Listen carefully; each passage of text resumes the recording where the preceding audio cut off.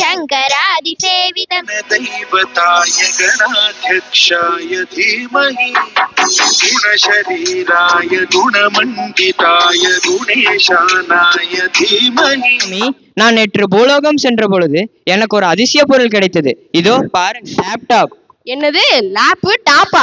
உண்மை வழிபடுவதற்காக கோவிலுக்கு வருபவர்கள் யார், மற்றவர் அழிக்க கோவிலுக்கு வேண்டுதல் வைக்க வந்தவர்கள் யார் என்ற அனைத்து விவரங்களையும் தனித்தனியாக தெரிவித்துவிடும். நம் நாட்டில்தான் யார் உண்மையான பக்தியுடன் வருகிறார்கள், யார் தீய எண்ணங்களுடன் வருகிறார்கள் என்பதை பற்றியெல்லாம் அறிந்து கொள்ள எனக்கு மிகவும் பயனுள்ளதாக இருக்கும். மாணவர்கள் விளையாட்டு, படிப்பு என்று சில நேரங்களில் தடுமாறுகிறார்கள். அவர்களை சற்று கை தூக்கிவிட்டால் போதும், புத்திசாலி குழந்தைகள், ஒழுக்கம் நிறைந்தவர்கள் வாழ்வில் சிறப்பான இடத்தை பிடித்து விடுவார்கள்.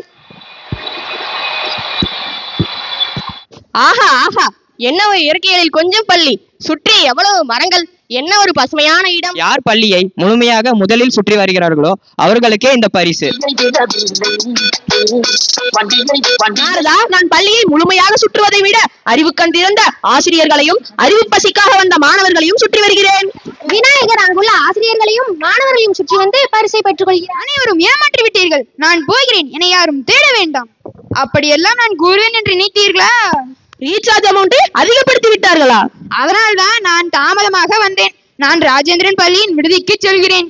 லேப்டாப்பை 2 பேருமே பயன்படுத்திக் கொள்ளட்டும். தனித்தனி அக்கவுண்ட் வைத்துக் கொண்டு லாகின் லாக் அவுட் பண்ணி கொள்ளலாம். விநாயகர் என்றாலே மேலான பொருள், தனக்கு மேல் தலைவர் இல்லாதவர் என்று பொருளாகும்.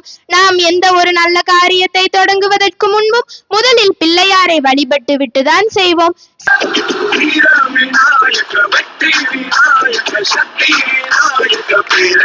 The scorching sun, a soothing, splendid program for our soul.